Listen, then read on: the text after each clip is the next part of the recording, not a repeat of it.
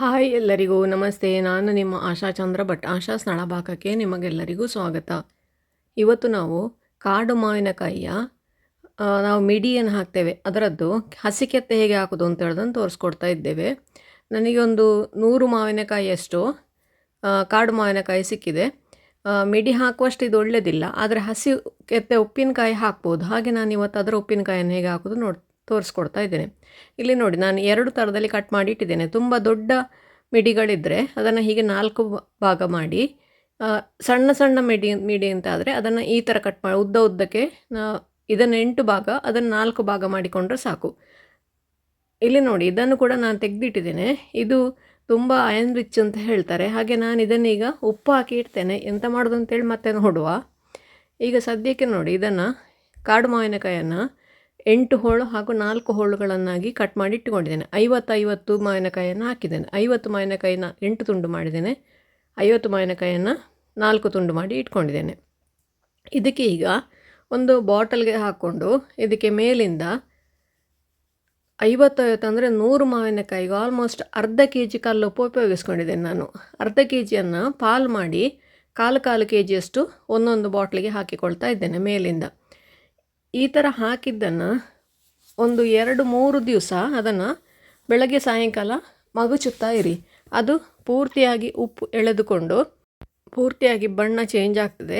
Colour ಅದರದ್ದು ಈಗ ನೋಡಿ, ಅದು ಯಾವ ಹಸಿರಲ್ಲಿದೆ ಅಂತ ಹೇಳ್ಕೊಂಡು ಅದರ ಕಲ್ಲರ್ ಪೂರ್ತಿಯಾಗಿ ಚೇಂಜ್ ಆಗ್ತದೆ. ಅಂದರೆ 2-3 ದಿವಸ ಸಾಕಾಗ್ತದೆ ಈ ಪ್ರೊಸೀಜರ್ಗೆ.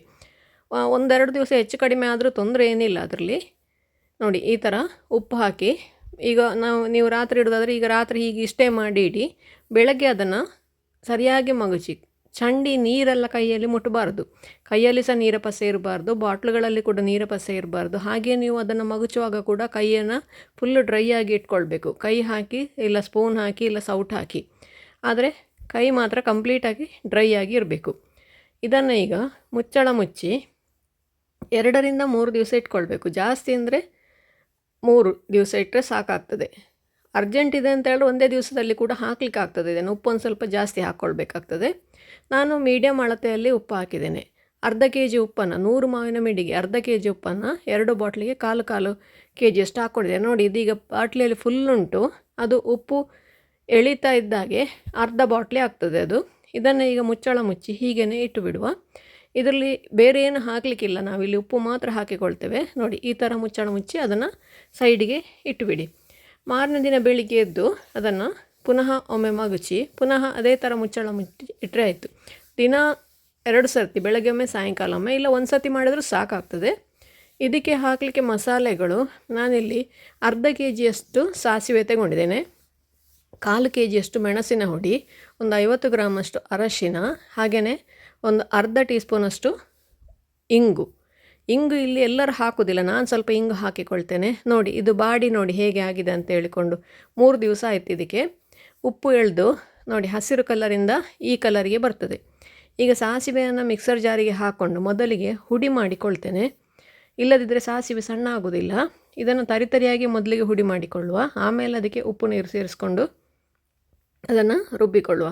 ನಾನಿಲ್ಲಿ ಉಪ್ಪು ನೀರು ಅಂತ ಹೇಳಿಕೊಂಡು ಬೇರೆ ಸ್ಪೆಷಲಾಗಿ ಏನು ಮಾಡಲಿಲ್ಲ. ಮಾವಿನಕಾಯಿ ನೆನೆಸಿದ ನೀರನ್ನೇ ಅದಕ್ಕೆ ಹಾಕಿಕೊಳ್ತಾ ಇದ್ದೇನೆ. ಅಂದರೆ ನೆನೆಲಿಕ್ಕೆ ನಾವು ಯಾವುದೇ ಆರ್ಟಿಫಿಷಿಯಲ್ ಹೊರಗಡೆಯಿಂದ ನೀರು ಹಾಕಲಿಲ್ಲ ಅದಕ್ಕೆ.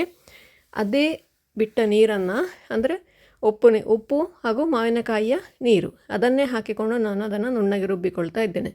ಒಂದು ವೇಳೆ ಅದು ಬೇಕಾದಷ್ಟು ನೀರು ಬಿಟ್ಕೊಳ್ಳಿಲ್ಲ ಅಂತ ಆದರೆ ಒಂದು 5 ಲೀಟರ್ ನೀರಿಗೆ 1 kgಯಷ್ಟು ಉಪ್ಪು ಹಾಕಿ ಉಪ್ಪು ನೀರು ಮಾಡಿ ಇಟ್ಕೊಳ್ಬೋದು. ಅದು ಹಾಳಾಗೋದಿಲ್ಲ. ಅದು ನೀವು ಅದನ್ನು ಮಾಡಿ ಇಟ್ಕೊಳ್ಬೋದು.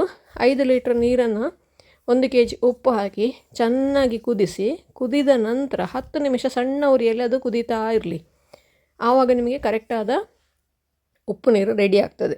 ಆ ಉಪ್ಪು ನೀರನ್ನು ಪೂರ್ತಿಯಾಗಿ ಆರಿಸ್ಕೊಳ್ಬೇಕು, ಬಿಸಿ ಹಾಕಲಿಕ್ಕಾಗೋದಿಲ್ಲ. ನಾವು ಅದಕ್ಕೆ ಪೂರ್ತಿಯಾಗಿ ತಣ್ಣಗಾದ ನಂತರ ಈ ಥರ ಉಪ್ಪಿನಕಾಯಿಗೆಲ್ಲ ಉಪಯೋಗಿಸ್ಕೊಳ್ತೇವೆ. ನಮ್ಮಲ್ಲೆಲ್ಲ ಅದು ಯಾವಾಗಲೂ ನಾವು ಮಾಡಿ ಇಟ್ಕೊಂಡಿರ್ತೇವೆ. ನೋಡಿ, ಈ ಥರ ನುಣ್ಣಗೆ ರುಬ್ಬಿ ಅದಕ್ಕೆ ಬೇಕಾದಷ್ಟು ಉಪ್ಪು ನೀರು ಸೇರಿಸ್ಕೊಂಡು ಅದನ್ನು ಪೇಸ್ಟ್ ಮಾಡಿಕೊಳ್ಳಿ. ಈಗ ನಾನು 2 ಥರದ ಮಾವಿನಕಾಯಿ ಇಟ್ಟಿದ್ದೇನಲ್ಲ, ಅದಕ್ಕೆ ನಾನು ಅರ್ಧ ಮಾಡಿಕೊಂಡೆ. ಇಲ್ಲಿ ನಾನು ತಗೊಂಡಿರೋದು ಅರ್ಧ kg ಸಾಸಿವೆ, ಕಾಲು kg ಮೆಣಸಿನ ಹುಡಿ, 100 ಮಾವಿನ ಹುಡಿಗೆ 2 ಪಾಲು ಮಾಡಿ ನಾನು ಹಾಕಿಕೊಳ್ತಾ ಇದ್ದೇನೆ. ಎರಡನ್ನು ಕೂಡ ಅರಶಿನವನ್ನು ಕೂಡ ಹಾಗೆ 50 ಗ್ರಾಮ್ನಷ್ಟು ತಗೊಂಡಿದ್ದೆ, 25 ಗ್ರಾಮ್ನಷ್ಟು ಎರಡಕ್ಕೂ ಹಾಕಿದ್ದೆ. ಇಂಗನ್ನು ಕೂಡ ಅರ್ಧ ಟೀ ಸ್ಪೂನಷ್ಟು ತಗೊಂಡಿದ್ದೆ, ಕಾಲು ಟೀ ಸ್ಪೂನಷ್ಟು ಎರಡಕ್ಕೂ ಹಾಕಿಕೊಳ್ತಾ ಇದ್ದೇನೆ.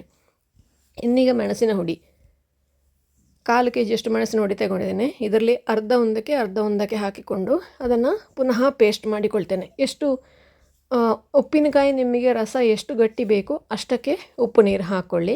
ಈಗ ನಾನೀಗ ಇದಕ್ಕೆ ನೋಡಿ ಹೊರಗಿನಿಂದ ಯಾವುದೇ ಉಪ್ಪು ನೀರು ನಾನು ಸೇರಿಸ್ಕೊಳ್ಳಿಲ್ಲ. ನನಗೆ ಮಾವಿನಕಾಯಿಯ ನೀರು ಬಿಟ್ಟಿತ್ತು ತುಂಬ, ಹಾಗಾಗಿ ನಾನು ಅದಕ್ಕೆ ಬೇರೆ ಉಪ್ಪು ನೀರು ನಾನು ಹಾಕಲಿಲ್ಲ. ಅದೇ ಉಪ್ಪು ನಾವೇನು 1/4 kg ಉಪ್ಪು ಹಾಕಿದ್ದೇವೆ ಅದಕ್ಕೆ ಅದೇ ಉಪ್ಪು, ಅದೇ ಅದರಲ್ಲಿ ಬಿಟ್ಟ ನೀರು ಅಷ್ಟೇ ಇದರಲ್ಲಿರೋದು.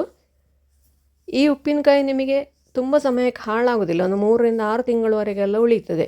ನಿಮ್ಮ ಮಾವಿನಕಾಯಿಯ ಮೇಲೆ ಗುಣದ ಮೇಲೆ ಡಿಪೆಂಡ್ ಆಗ್ತದೆ ಅದು ಕ್ರಿಸ್ಪಾಗಿ ಉಳಿಯುವುದು ಅಥವಾ ಮೆತ್ತಗಾಗೋದು. ಮಾವಿನಕಾಯಿಯಲ್ಲಿ ಕೂಡ 2 ನಮೂನೆ ಇರ್ತದೆ, ತುಳುವ ಅಂತ ಹೇಳ್ತಾರೆ. ಆ ತುಳುವ ಮಾವಿನಕಾಯಿ ಆದರೆ ಬೇಗ ಮೆತ್ತಗಾಗ್ತದೆ. ಒಳ್ಳೆ ಜಾತಿ ಮಾವಿನಕಾಯಿ ಅಂತಾದರೆ ಒಳ್ಳೆ ಸೊನೆ ಹುಳಿ ಎರಡೂ ಇದ್ದರೆ ತುಂಬ ಸಮಯಕ್ಕೆ ಉಪ್ಪಿನಕಾಯಿ ಏನಾಗೋದಿಲ್ಲ. ಈಗ ನೋಡಿ ಒಂದು ಪ್ರತಿಯನ್ನು ಮಿಕ್ಸ್ ಮಾಡಿ ಹಾಕಿದೆ. ಈಗ ಇನ್ನೊಂದು ಪ್ರತಿಯನ್ನು ಕೂಡ ಮಿಕ್ಸ್ ಮಾಡಿ ಅದಕ್ಕೆ ಸೇರಿಸ್ಕೊಳ್ತೇನೆ.